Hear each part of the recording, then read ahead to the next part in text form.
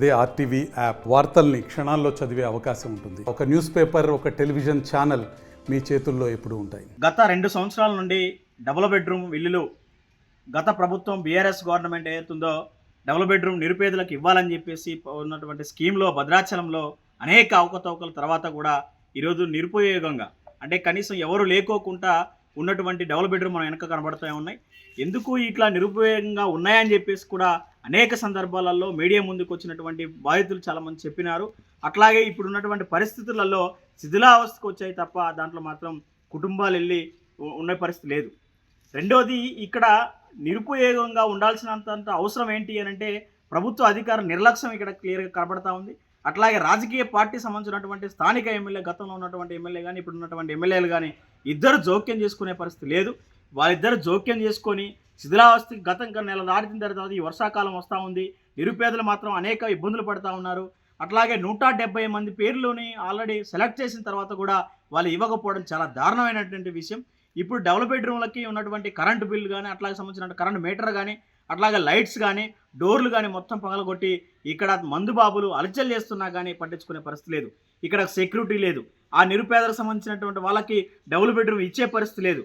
కాబట్టి దీనికి సంబంధించిన కాంట్రాక్టర్కి సంబంధించినటువంటి వారెవరే కానీ అట్లాగే దీనికి సంబంధించినటువంటి అధికారులు కూడా వెంటనే స్పందించి ఈ నిరుపయోగంగా ఉన్నటువంటి ఈ డబుల్ బెడ్రూమ్ వెంటనే నిరుపేదలకి, అది ఎస్సీ కానీ ఎస్టీ కానీ బీసీ కానీ మైనార్టీ కానీ ఎవరికైనా సరే అసలు లేని వాళ్ళకి, పేదవాళ్ళకి వెంటనే పంచిపెట్టాలని, లేని పక్షంలో ఖచ్చితంగా పార్టీ ఆధ్వర్యంలో అందరినీ ఐక్యం చేసి పేదవాళ్ళందరినీ ఐక్యం చేసి స్వాధీనపరచుకుంటామని చెప్పేసి కూడా అధికారులను హెచ్చరిస్తా ఉన్నాం. డబుల్ బెడ్రూములు మా ఎస్టీ వాళ్ళకన్నా ముందు దరఖాస్తులు పెట్టిన మా పేర్లు వచ్చినాయి. మాకు 10 సార్లు ఎంక్వైరీ చేశారు సార్. మేము చాలా ఆశతో ఉన్నాం, కూలి చేసుకొని పెట్టుకునేవాళ్ళం సార్. మా బాధలు అంటే చెప్పేటివి కాదు సార్. మాకు ఇక్కడ ఆధార్ కార్డు ఉంది, రేషన్ కార్డు ఉంది, అన్ని హక్కులుండి కూడా మాకు ఇక్కడ ఇల్లు ఇస్తానని మేము ఆశ పెట్టి గ్రామ సభ ఆపేశారు సార్. ఏమంటే సార్ మాకు న్యాయం చేస్తాడని మేము చాలా నమ్ముతున్నాం సార్. మీ మాటలు వింటున్నాం, టీవీలో వార్తలు వింటున్నాం. మాకు సార్ సాయం చేస్తాడని మేము నమ్ముతున్నాం ముఖ్యమంత్రి సారు. మరి కలెక్టర్ గారు కూడా మాకు వచ్చేసి ఉన్న సార్ కూడా న్యాయం చేస్తానని మాకు పంపించినా కూడా మమ్మల్ని పక్కకు పెట్టేశారు సార్. అది మీరు దయచేసి మాకు ఇప్పించగలరండి. మాకు ఆ ఇల్లులు కూల్ చేసుకునేటోళ్ళం. మా ఆయన అయితే కాలు ఇరిగిపోయి చెట్టు కింద ఉన్నాం మేము ఒకప్పుడు సార్. ఇక్కడ మరి మమ్మల్ని ఇంట్లోకి కూడా రానియలేదు కిరాయి కట్టలేకపోతే. మాకు దయచేసి మాకు సాయం చేయాలని మేము కోరుకుంటున్నాం సార్. డబుల్ బెడ్రూమ్ల గురించి మేము అనేక దఫాలుగా దీక్షలు చేశాము, నిరాహార దీక్షలు చేశాము, రాస్తారోకులు చేశాము. అనేక పోరాటాల ఫలితంగా అర్హులైన పేదలందరికీ కూడా ఈ డబుల్ బెడ్రూమ్లు ఇవ్వాలని చెప్పేసి మేము కోరటం జరిగింది. అప్పుడు 80 ఇళ్ళు కొంతమంది ఉన్నోళ్ళకి, ఇల్లున్నోళ్ళకే కొంతమందికి పోయినాయి, వ్యాపారస్తులకు కొంతమందికి పోయినాయి.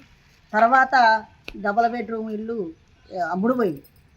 1,00,000-2 లక్షలకి అట్లా ఒక్కొక్కళ్ళు అమ్ముడు చేశారు. ఈ సందర్భంగా అర్హులైన పేదలందరికీ ఇస్తామని చెప్పేసి 177 మంది పేర్లు లిస్టు పెట్టి, ఎస్టీలకే ఇస్తామని చెప్పేసి లిస్టు పెట్టి వీళ్ళందరికీ ఫోన్లు చేసి చెప్పారు. చెప్పినప్పుడు వీళ్ళందరినీ తీసుకొని అందరు కలిసి ఎంఆర్ఓ ఆఫీసుకు పోయిన తర్వాత ఈ డబ్బులతో కొనుక్కున్న వాళ్ళు ఏం చేశారంటే వాళ్ళు వచ్చి గొడవ చేయటంతో ఆ ఇల్లు ఆగిపోయింది. ఈ గొడవలు వద్దు ఏమొద్దు, తర్వాత కలెక్టరు, తర్వాత ముఖ్యమంత్రి వాళ్ళు జోక్యం చేసుకొని వాళ్ళు ఎవరికి ఇస్తే వాళ్ళకే అని చెప్పేసి ఆఫ్ చేశారు. అప్పటి నుంచి ఇప్పటి వరకు అసాంఘిక కార్యక్రమాలు జరుగుతున్నాయి. ఇక్కడ మందు ఏంటి అనేక రకాలు జరుగుతున్నాయి. తర్వాత మొత్తం కూడా పేక్కపోయారు. కరెంటు లేదు. తర్వాత సరైనటువంటి ఇళ్ళన్నిటి కూడా బాగు చేయకుండా మొత్తం తలుపులు పేక్కపోయి అన్నీ పోయి తర్వాత అన్నీ జరుగుతున్నాయి. ఇప్పటికైనా సరే ప్రభుత్వం గుర్తించి అర్హులైన పేదలందరికీ కూడా ఈ డబుల్ బెడ్రూమ్లు కేటాయించాలని చెప్పేసి నేను కోరుతున్నా. ఈ డబుల్ బెడ్రూమ్లే కాకుండా మన మనుబోతుల చెరువు దగ్గర ఆదివాసీలు దగ్గరగా 2006 కంటే ముందు నుంచే పాకలు వేసుకొని ఉన్నారు. 2006లో వాళ్ళు ఏం చేశారు, పాకలు వేసుకున్నారు. పాకలు వేసుకున్న తర్వాత ప్రభుత్వం వాళ్ళకి సర్వే చేసి 2.5 సెంట్లు ఇచ్చింది.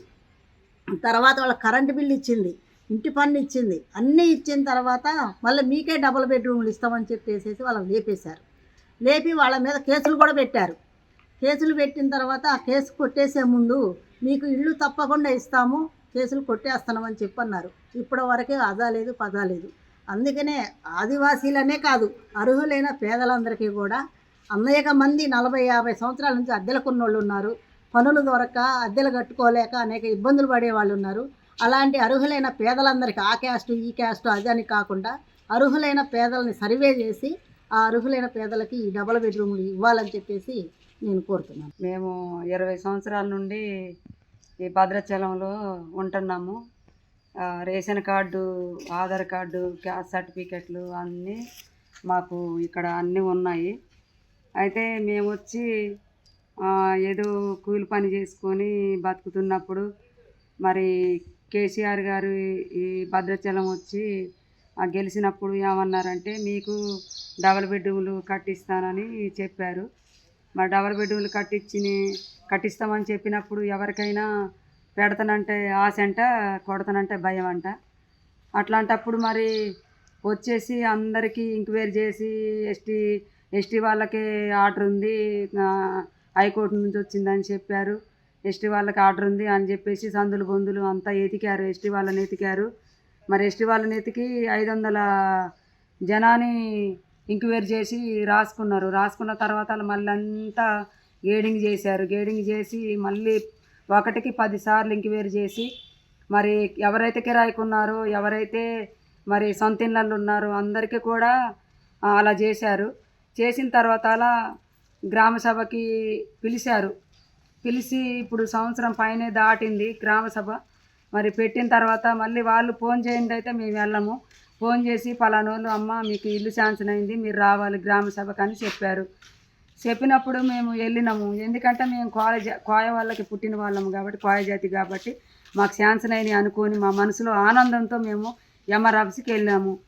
వెళ్ళిన తర్వాత ఏమైందంటే అక్కడికి వెళ్ళేసరికి చాలా మంది ఉన్నారు, 400 మంది దాకా ఉన్నారు. కానీ మా వాళ్ళ కాదని కూడా మేము గమనించలేదు. ఎవరికైతే పేర్లు వచ్చినాయో వాళ్ళ లిస్ట్ మేము చదువుతామని చెప్పేసి అమ్మారావు సార్ వాళ్ళు మాతో చెప్పినారు. చెప్పిన తర్వాత మేము అలాగే ఎవరికాళ్ళు కుర్చీలో కూర్చున్నప్పుడు ఏం జరిగిందంటే ఇంక పొద్దుమీరయ్య సార్ వస్తారు, సబ్ కలెక్టర్ గారు వస్తారు, వాళ్ళిద్దరు కలిసి మీ పేర్లు చదువుతారని చెప్పారు. వాళ్ళు వచ్చిన తర్వాత ఇద్దరిని ముందు పెట్టి మీ పేర్లు చదివిన తర్వాత అలా మార్చి నెలలో మీకు 3వ తారీఖు కల్లా మిమ్మల్ని ఇళ్ళకి పంపిస్తాము, మీకు తాళాలు ఇస్తామని చెప్పారు. చెప్తే మేము సర్లే అని ఆనందపడే లోపే ఈలోపు పొద్దుమీరయ్య వచ్చాడు, కలెక్టర్ గారు వచ్చారు. మరి పెద్ద కలెక్టర్ గారు అయితే కొత్తగూడెం నుంచి రాలేదు, సబ్ కలెక్టర్ గారు వచ్చారు. అప్పుడు లేడీస్ ఉన్నారు. వాళ్ళు వచ్చిన తర్వాత వాళ్ళందరూ గుంపులు వచ్చేసి ఏదో లెటర్ తెచ్చేసి లోనకి సార్ రాగానే, పొద్దుమీరయ్య గారు రాగానే ఏం చేశారు, లోనకి పిలిచేసి ఇంకా మాట్లాడుకున్న తర్వాత మరి ఏం జరిగిందో మాకు తెలియదు. బయటకు వచ్చేసి వాళ్ళకి ఎస్టీ వాళ్ళకి ఇస్తే మాకు వద్దా ఇండ్లు అని చెప్పేసి, మేము ముప్పు ప్రాంతం వాళ్ళము, మాకు ఇండ్లు కావాలని అడిగారు. సరే అడిగారు, రైటే. మరి వాళ్ళు అడిగినప్పుడు గోదావరిలో ముంచినప్పుడు మరి వాళ్ళకి చికెన్ మార్కెట్ మీకు మీకు ఇండ్లు కట్టిస్తామని చెప్పేసి వాళ్ళందరినీ పిలిచారు. ముప్పు ప్రాంతం వాళ్ళందరినీ పిలిచారు, మీకు ఇండ్లు కట్టిస్తాము, మీకు ఎట్లా అంటే అట్లా కట్టిస్తామని చెప్పారు. చెప్పినప్పుడు లేదు మాకు వద్దు, చిన్న గదులు మాకు వద్దు, మాకు స్థలం కావాలి, మాకు ప్యాకేజీ కావాలి, మరి మనిషికి జాబ్ కావాలి, మాకు ఇల్లు కావాలి, మా ఇండ్లు పోతున్నాయి, మా స్థలాలు పోతున్నాయి, మేము చాలా డబ్బు పెట్టి కట్టాము అనేసి వాళ్ళే చెప్పారు. చెప్పినప్పుడు చికెన్ మార్కెట్ వద్దని చెప్పారంట. ఓకే. అయితే మాకు అప్పుడు పైనుంచి ఎలా కోర్టు ఆర్డర్ వచ్చిందో గిరిజనులకని మరి ఆదివాసులకే చెందుతాయి అని చెప్పేసి కట్టారు. మరి ఇప్పటివరకు కూడా మమ్మల్ని పిలిచారు, ఇండ్లు ఇస్తానని ఇంతవరకు ఇవ్వలేదు. గ్రామ సభ జరిగిపోయి 1.5 సంవత్సరం అవుతుంది. మాకు ఇండ్లు మమ్మల్ని పిలిచి ఇవ్వాలి. ఇవ్వకపోతే మేము ఏం చేస్తామంటే ఇక ఎస్టీ వాళ్ళం అందరం వస్తాము, ఇక అదే డబల్ బెడ్రూమ్ ముందు కూర్చొని మేము ఏదో ఒకటి నిర్ణయం తీసుకుంటాం సార్. మరి సార్ కలెక్టర్ సార్ మాకు న్యాయం చేస్తారని మరి మిమ్మల్ని వేడుకుంటాం. ఇప్పుడు వచ్చిన కలెక్టర్ గారు చాలా మంచోడని వింటున్నాము. మరి మొన్న వచ్చినప్పుడు కూడా ఆదివాసుల దినోత్సవం రోజు వచ్చినప్పుడు మీకు ఏ బాధ ఉన్నా సరే భద్రాచలంలో ఎలాంటి బాధలున్నా మేము చేసి పెడతాము, మా దగ్గరకు వస్తే మాత్రం చేసి పెడతామని చెప్పారు. ఇప్పుడు నేను అదే చెప్తున్నాను సార్, మా గిరిజనులకు మీరు న్యాయం చేస్తారని ఆ రోజు మాట ఇచ్చున్నారు మీరు. మరి రేవంత్ రెడ్డి సార్ మరి గిరిజనులు ఎక్కడున్నా సరే భద్రాచలం వచ్చినప్పుడు కూడా మీకు న్యాయం చేస్తానని మొన్న వచ్చినప్పుడు మీరు మాట ఇచ్చినారు. అందుకే మిమ్మల్ని మేము గెలిపించుకున్నాం సార్. మిమ్మల్ని గెలిపించినప్పుడు ఈరోజు మమ్మల్ని కూడా అలాగే మీరు ఒక చూపు ఇటు భద్రాచలంలో చూసి డబల్ బెడ్రూమ్కి వెళ్ళి కన్నెత్తి చూసి మాకు న్యాయం చేస్తారని మేము వేడుకుంటున్నాం. ఏదైతే భద్రాద్రి కొత్తగూడెం జిల్లా భద్రాచలం గ్రామంలో ఉన్నటువంటి 2023 ఎన్నికల ముందు పూర్వం ఏదైతే బీఆర్ఎస్ ప్రభుత్వం అప్పుడు నిర్మాణం చేసినటువంటి దాదాపు 150 ఏఎంసీ కాలనీలో 110, మనుబొత్తు కాలనీలో ఒక 40 డబుల్ బెడ్రూమ్లు, ఇంకా 100 నిర్మాణం ఉన్నటువంటి దాదాపు 250 డబుల్ బెడ్రూమ్లు ఈరోజు ఇక్కడ గ్రామాల్లో మరి మంజూరై ఉన్నాయి. వీటిని మంజూరు చేయాలని చెప్పేసి 2023కు పూర్వం 2 సంవత్సరాలు గ్రామ సభలు పెట్టారు. అనేక పర్యాలు ఎంక్వైరీలు చేశారు. వారి చివరి దశలో మరి లబ్ధిదారులను ఎంపిక చేసే క్రమంలో కొంతమంది రానటు వ్యక్తులు దాన్ని అల్లరి చేసి ఇబ్బంది పెట్టి మరి దాన్ని ఆపివేసిన దాఖలాలు ఉన్నాయి. ప్రస్తుతం అది 2 సంవత్సరాల కాలం నుంచి ఈ డబుల్ బెడ్రూమ్లు లబ్ధిదారులు మంజూరు చేయకపోవడం వల్ల ఇక్కడే మనం అనుకున్నటువంటి ఇక్కడున్న ఈ డబుల్ బెడ్రూమ్లు మొత్తం నిరుపయోగంగా ఉండి అసాంఘిక కార్యక్రమాలకు అడ్డాగా ఇక్కడ కనబడుతున్నాయి. ప్రభుత్వం, నూతన ప్రభుత్వం ఏదైతే ప్రజాపాలన సంబంధించినటువంటి మరి రేవంత్ రెడ్డి గారి ప్రభుత్వం వచ్చిన కానుంచి మరి కొత్త పథకం పెట్టినప్పటికీ గతంలో ఉన్నటువంటి డబుల్ బెడ్రూమ్లు మరి ఏదైతే ఉన్నాయో వీటన్నిటిని గత లబ్ధిదారులు ఎవరైతే మంజూరై ఉన్నారో గిరిజన లబ్ధిదారులు ఏదైతే హైకోర్టు నుంచి స్టే ఆర్డర్ తీసుకొచ్చినటువంటి ఆర్డర్ ఉన్నటువంటి గిరిజన లబ్ధిదారులందరికీ మరి వెంటనే ప్రభుత్వం వీటిని మరి మంజూరు చేసి వారిని ఇళ్లలో గృహప్రవేశం చేయాలని చెప్పేసి కూడా ప్రభుత్వాన్ని సందర్భంగా డిమాండ్ చేస్తూ మేము గతంలో కూడా ఇప్పుడు ఇక్కడ ఉన్నటువంటి బాధితులు అనేక పర్యాలు మరి జిల్లా అధికార యంత్రాంగానికి ఇక్కడ ఉన్నటువంటి జిల్లా ప్రజాప్రతినిధులకు కూడా మరి అనేక వినతి పత్రాలు ఇచ్చారు, అభ్యర్థించారు. అయినా కూడా వాళ్ళు కరుణించినట్టు దాఖలాలే ఉన్నాయి. ఈరోజు ఇక్కడ నిరుపయోగం ఉన్నట్టు వాటిని ఉపయోగం తీసుకొచ్చేటువంటి ప్రభుత్వం చర్యలు తీసుకోవాలా. మేము ఒక వారం రోజుల దాకా వేచి చూస్తాం. ప్రభుత్వం, జిల్లా కలెక్టర్ గారు దీనిపై చర్యలు తీసుకొని పక్షంలో దీని వెంటనే వారు మంజూరు చేయని పక్షంలో ఆదివాసీ సంఘాల జేఏసీగా మరి ఒక వారం రోజుల తర్వాత మేము ఏదైతే సెప్టెంబర్ 10వ తారీఖు తర్వాత మేము తప్పకుండా ఇక్కడ లబ్ధిదారులు ఇక్కడ కూర్చోబెట్టి అవసరమైతే మేమే సొంతంగా మరి గృహప్రవేశం చేసే విధంగా చట్టం మా చేతిలో తీసుకునే విధంగా ప్రభుత్వం చేయొద్దని చెప్పేసి కూడా దీన్ని సానుకూలంగా వెంటనే స్పందించి ప్రభుత్వం చర్యలు తీసుకొని లబ్ధిదారులు పాపం ఎన్నో అద్దెలు కట్టుకుంటూ ఈ గ్రామంలో పట్టణంలో ఇబ్బంది పడుతున్నారు. అది నిరుపేదలు ఉన్నారు, అనేకటువంటి క్యాన్సర్ పేషెంట్లు ఉన్నారు, వికలాంగులు కూడా ఉన్నారు, చాలామంది ఇబ్బంది పడుతున్నారు.